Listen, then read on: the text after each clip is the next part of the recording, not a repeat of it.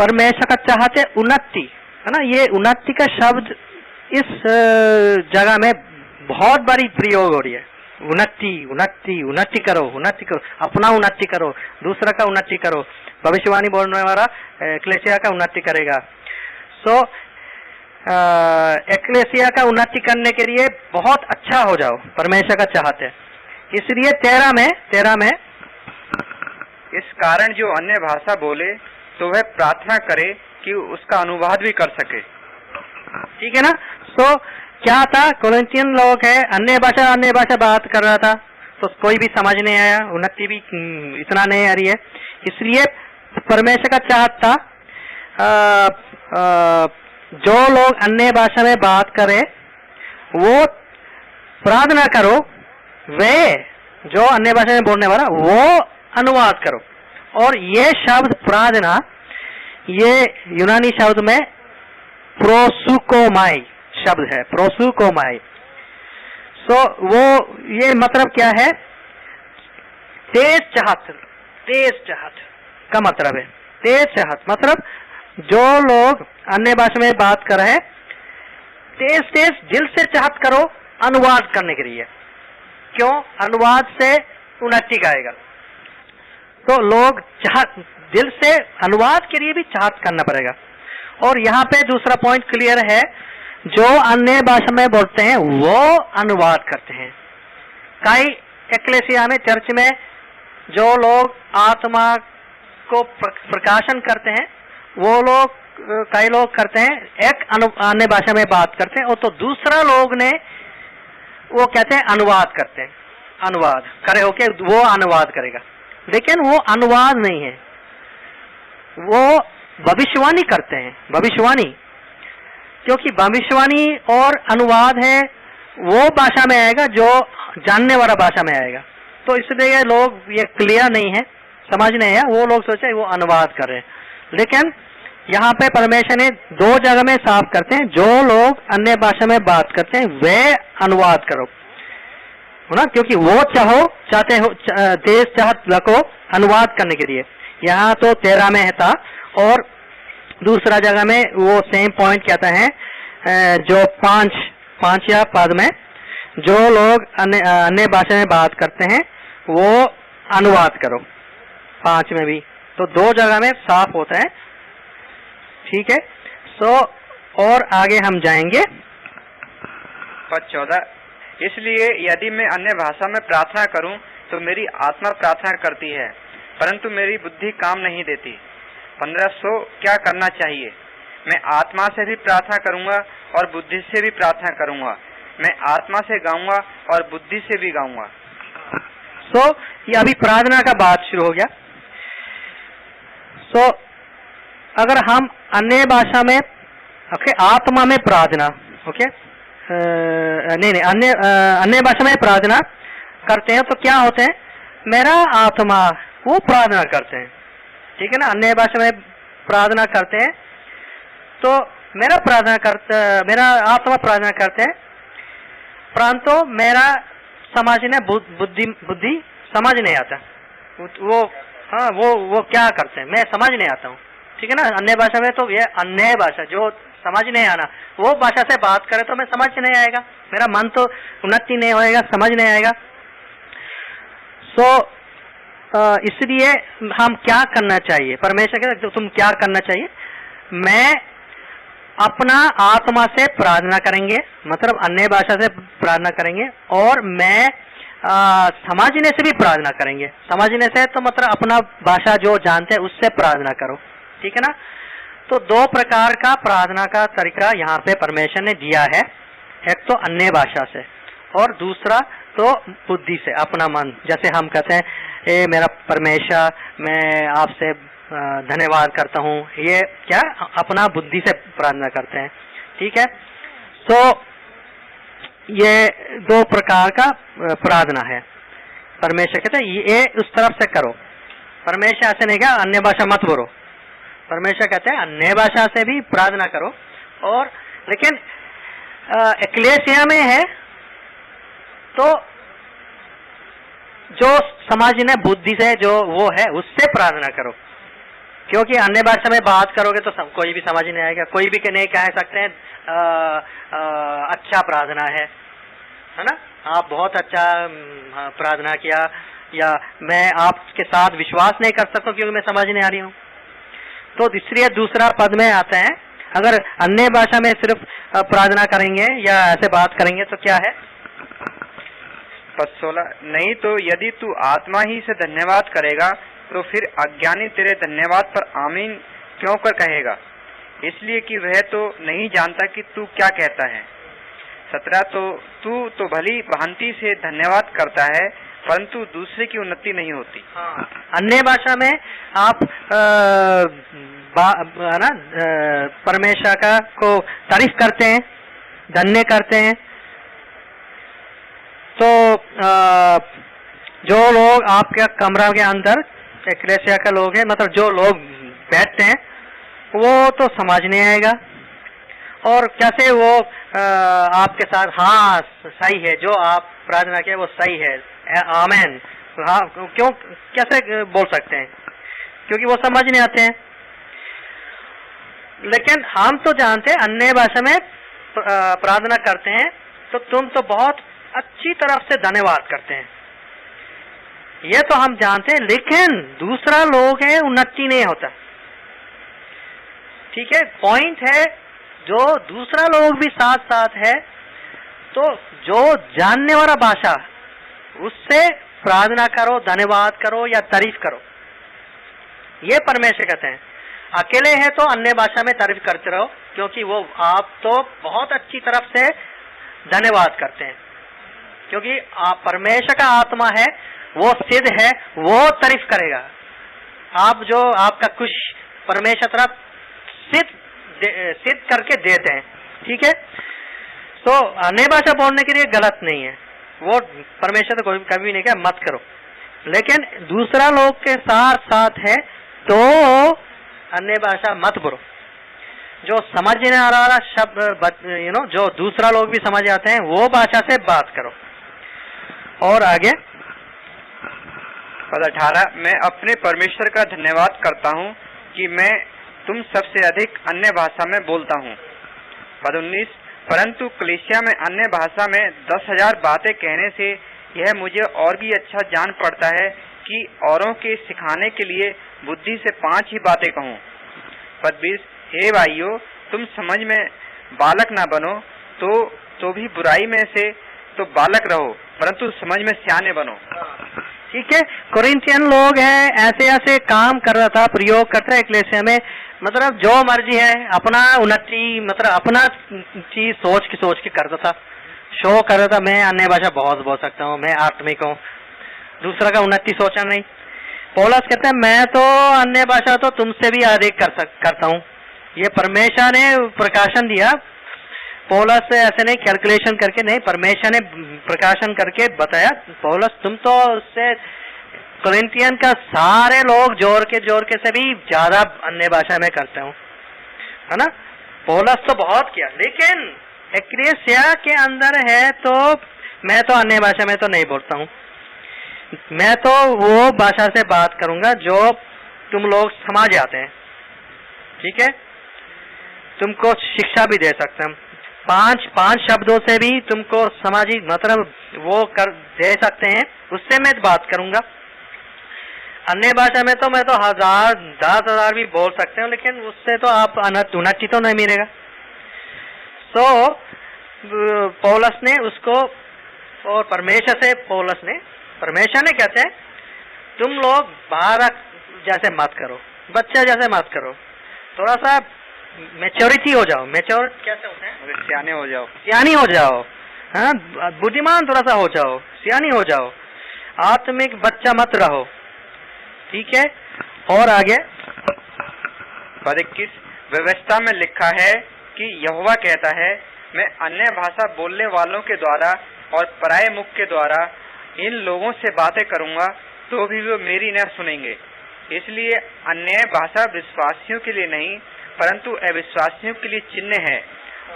तो ठीक है ना, अन्य भाषा है विश्वास करने वाला लोग के लिए नहीं, या नहीं, लेकिन अविश्वास या अशिक्षित शिक्षा है ना, लोग के लिए चिन्ह है।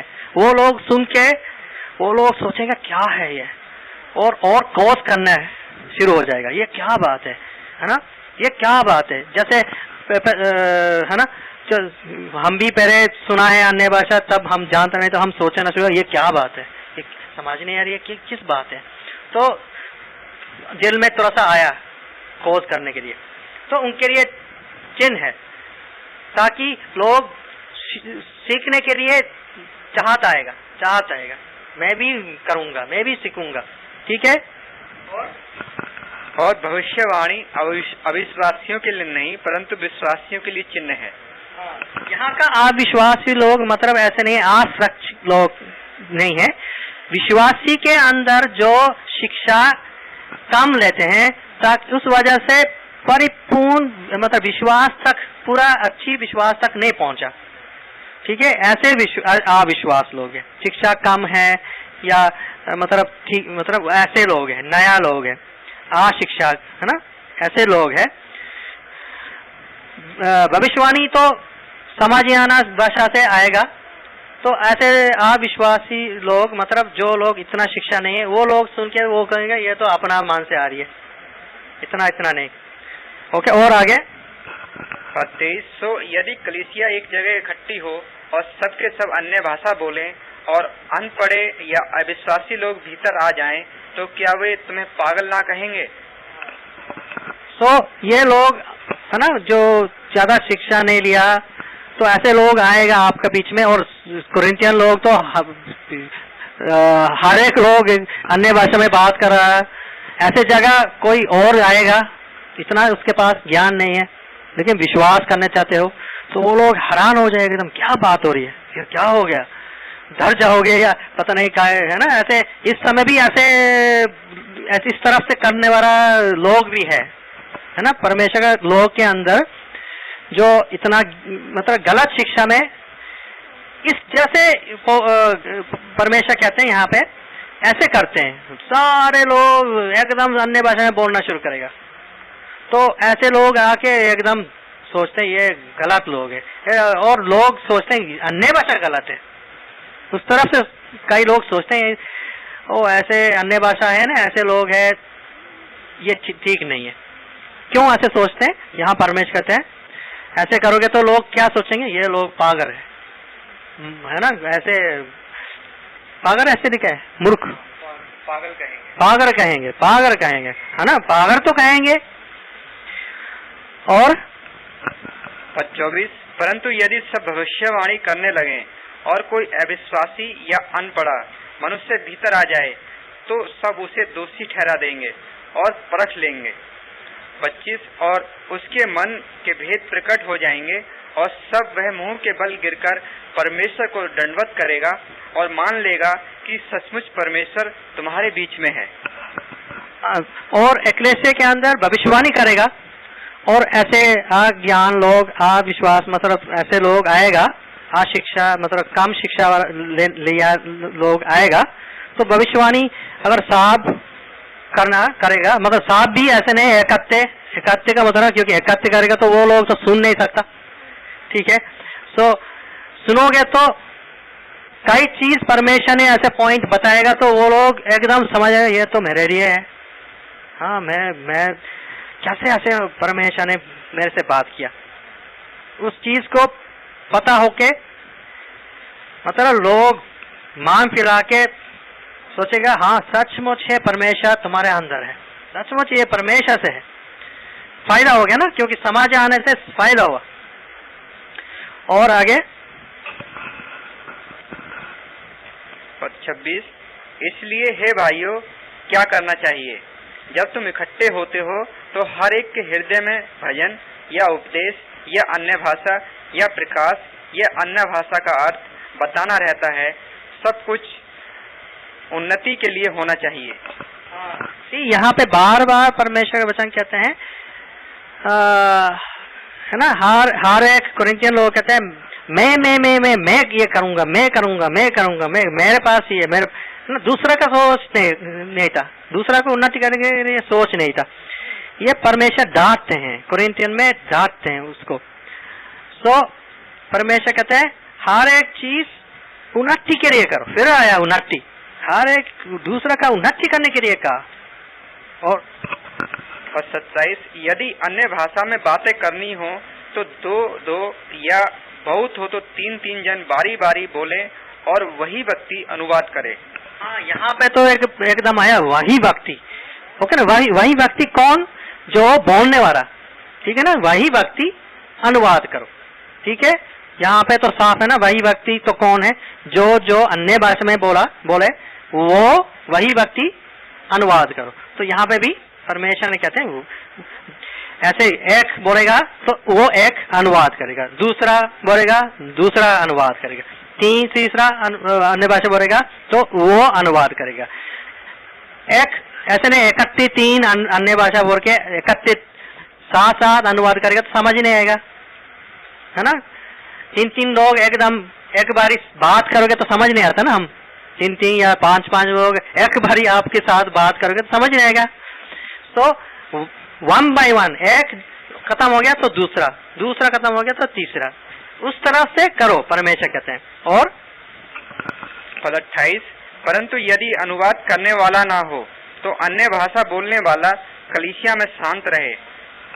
तो यहाँ पे अनुवाद में थोड़ा सा गलत होगा, क्योंकि अनुवाद करने वाला ना हो, इस तरह से अनुवाद हुआ। लेकिन यूनानी में क्या है? अनुवाद करने के लिए चाहत नहीं है, चाहत ना हो, अनुवाद करने वाला ना हो, नहीं, अनुवाद करने के लिए चाहत नहीं हो तो वो चुप रहो। क्योंकि यहाँ पे हर जगह में साफ लिखा है जो अन्य भाषा में बात किया वो अनुवाद करो, हर जगह में कहता है। तो यहाँ पे एकदम बदल गया। अनुवाद करने वाला आज एक्लेसिया में नहीं आया, रात को मूवी देख लिया, देर तक 2 बजे 3 बजे रात तक देख के, आज तो एक्लेसिया का मीटिंग में उठ के नहीं आया, हाँ नहीं उठा, अभी भी सो रही है। तो किसने अन्य भाषा में बात किया तो लोग इस तरफ उस तरफ देखना शुरू किया, नहीं वो कहाँ जाए, हमारा अनुवाद करने वाला कहाँ चले गए। तो मतलब परमेश्वर काम नहीं कर सकता। अगर अनुवाद करने वाला दूसरा वाला नहीं आएगा तो नहीं काम कर सकता, अनुवाद नहीं दे सकता, उस तरफ नहीं है, ठीक है। जो अन्य भाषा में बात करे वो अनुवाद करे। और यहाँ का परमेश्वर का अकंठ के साथ परमेश्वर वचन में दिया है, वो अनुवाद करने के लिए चाहत नहीं है, ऐसे लिखा, ओके। अनुवाद द्वारा नहीं है, नहीं ऐसे नहीं, अनुवाद करने चाहत ना हो तो वो चुपचाप बैठो, ठीक है ना। क्योंकि अन्य भाषा बोल के बस अनुवाद नहीं करोगे तो लोग उन्नति नहीं मिलेगा।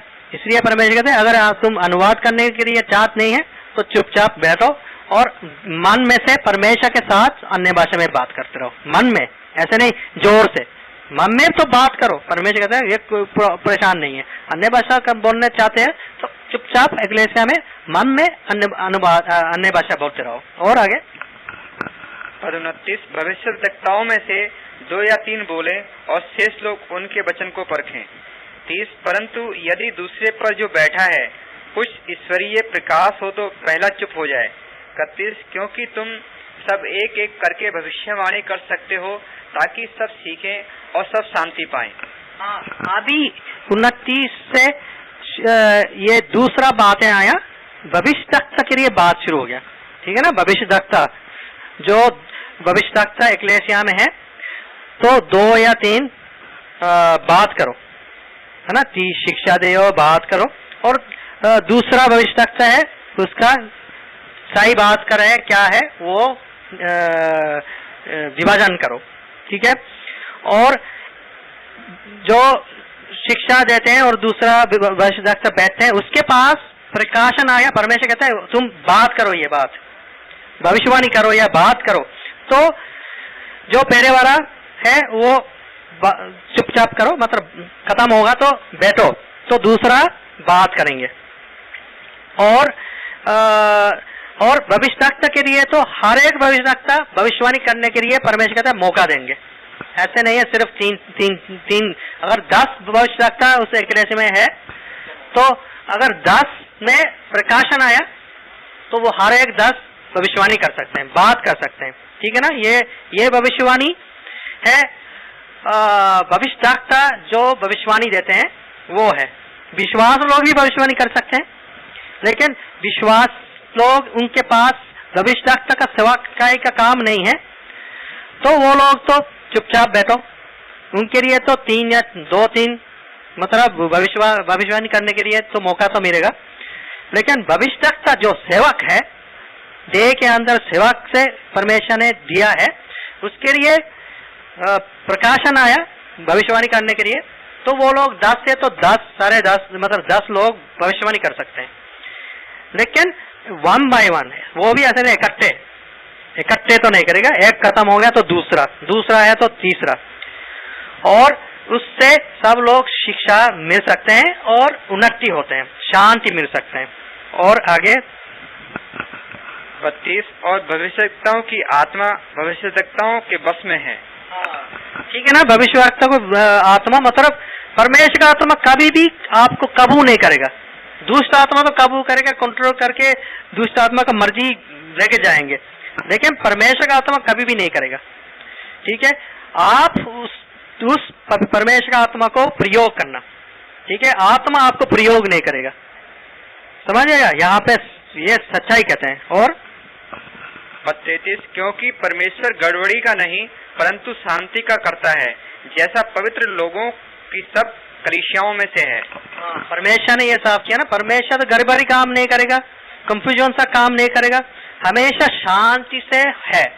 और अगर एक्लेसिया के अंदर आपका मीटिंग के अंदर बहुत गड़बड़ी है, कई लोग एकदम गाना गाते हैं, कई एकदम जंप करते हैं और पता नहीं अन्य भाषा में एकदम शुरू कर दिया, एक तो शिक्षा दे रहे हैं, टीचिंग हो रही है तो बीच में गाना शुरू हो गया, या वो ऐसे गड़बड़ी काम नहीं आएगा। वो कहेगा नहीं परमेश्वर ने मेरे को कहा, ऐसे तो नहीं होगा, क्योंकि यहाँ पे परमेश्वर कहता है शांति और हर एक ठीक होगा। और आगे 34 स्त्रियां कलीसिया की सभा में चुप रहें, क्योंकि उन्हें बातें करने की आज्ञा नहीं परंतु अधीन रहने की आज्ञा है, जैसा व्यवस्था में लिखा भी है। 35 और यदि वे कुछ सीखना चाहें तो घर में अपने अपने पति से पूछें, क्योंकि स्त्री का कलीसिया में बातें करना लज्जा की बात है। यहाँ पे लोग कहते हैं, एकदम कहते हैं औरत तो स्त्री तो बात नहीं कर सकता, ठीक है। लेकिन भूल गया रचना किसका बात हो रही है, भविष्यवक्ता का बात हो रही है, भविष्यवक्ता का स्त्री, ठीक है ना। वो है, ऐसे नहीं है मेरा हस्बैंड है वो बहुत महान है, कलीसिया में भविष्यवक्ता है, सेवक है, बहुत बड़ी आदमी है, तो वो सोचा मैं तो कुछ भी बोल सकता हूँ और बोलना शुरू किया कि मैं उस पॉइंट समझ नहीं आ रही है, आप बता दीजिए मेरे को फिर।